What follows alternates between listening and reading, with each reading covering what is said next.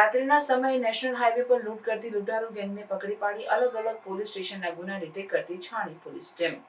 છાણી police સ્ટેશનમાં ગઈકાલ તારીખ 9/7/2025ની નાઇટમાં મોડી રાતના પોલીસ કંટ્રોલ રૂમથી વર્ધી મળેલ કે national highway 48 GSFC service road ઉપર એક ટ્રક ચાલકને મોપેડ ચાલકોએ રોકી એક્સિડન્ટ કરેલ. ક્યું ભાગા તેમ કહી ટ્રક ચાલકને રોકી ટ્રકમાં રહેલ બંને ડ્રાઈવરોને લૂંટારોએ ચપ્પુ બતાવી ડ્રાઈવરો પૈકી એક પાસેથી રોકડા 3800 તેમજ 5000નો મોબાઈલ ફોન તથા બીજા ડ્રાઈવર પાસેથી રોકડા 1000 તેમજ 5000નો મોબાઈલ ફોનની લૂંટ કરેલ હોય. લૂંટારુઓ વિરુદ્ધ છાણી પોલીસ સ્ટેશનમાં ગુનો નોંધી ભારતીય ન્યાય સંહિતાની કલમ 309(4) તથા 54 GP એક્ટ કલમ 135 મુજબનો ગુનો નોંધાય.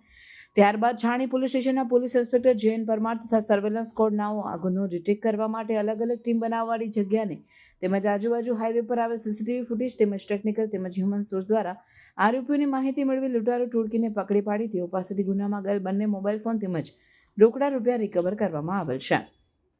આરોપીઓ પાસેથી કબજે તથા રિકવર કરેલ મુદ્દામાલ એક વિવો કંપનીનો Y60 મોબાઈલ ફોન 5000, એક વિવો કંપનીનો Y75 મોબાઈલ 5000, ગોલ્ડન ચોકડી પાસે ઉભેલ વ્યક્તિને મારામારી લૂંટ કરેલ એક સેમસંગનો મોબાઈલ 3000, રોકડા રૂપિયા 3500, ગુનામાં વપરાયેલ વાહનો બ્રાઉન કલરની access moped register number GJ06SA0823 કિંમત 55000, બ્લેક કલરની સ્પ્લેન્ડર મોટરસાઇકલ GJ06SE 9862 કિંમત 45000, બ્લેક કલરની Splendor motorcycle register number GJ06SC 9843 કિંમત 40000, કુલ કિંમત 1,40,000. પકડાયેલ આરોપી કુલ 5 અને વોન્ટેડ આરોપી 1.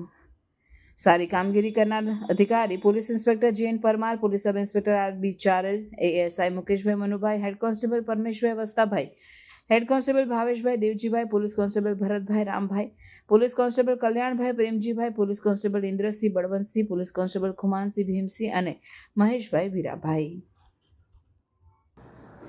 ગઈકાલે રાત્રે આ છાણી નેશનલ હાઈવે 48 ઉપર રાત્રિના 2 વાગે એક ટ્રક કે જે કપાસ ભરેલી હતી અને મહારાષ્ટ્રથી રાજકોટ તરફ જઈ રહી હતી, આ અરસામાં રાત્રિના 2 વાગે એને મોપેડ ઉપર 3 સવારી 3 ઈસમો આવી આ ટ્રકને આંતરેલ અને હિન્દીમાં तुमने एक्सीडेंट क्यों किया है और क्यों भाग रहे हो એમ વાત કરી ડ્રાઈવર અને કંડક્ટર સાથે માથાકૂટ કરેલી અને તેમની પાસેથી રોકડ બંને પાસે કુલ 4800 રૂપિયા રોકડા હતા અને બંને પાસે એક મોબાઈલ હતો.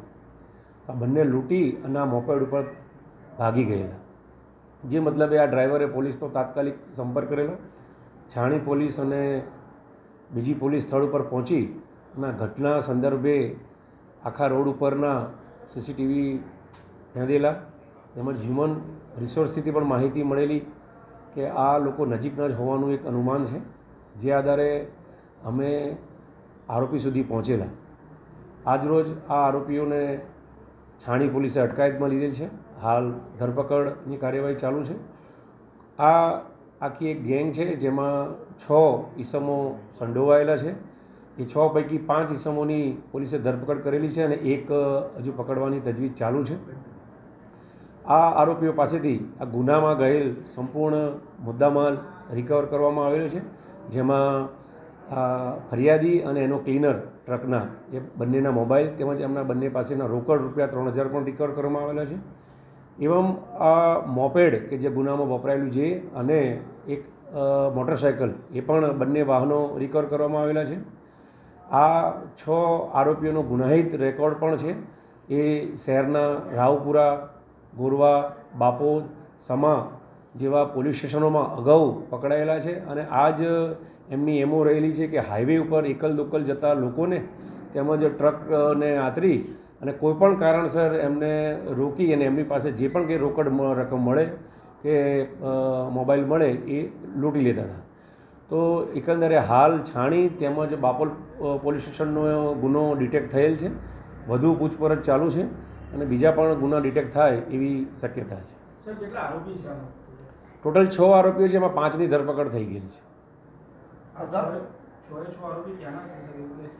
હા, 6 આરોપી વડોદરા શહેરના જ આરોપી છે અને અગાઉ ભૂતકાળમાં પણ એમનો ગુનાહિત રેકોર્ડ રહેલો છે.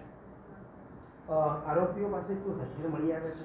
આરોપી પાસેથી એણે ગુનામાં ફરિયાદી સાક્ષીને ગભરાવવા માટે ચપ્પુ હતું એ ચપ્પુને બી પોલીસે કબજે કરેલ છે.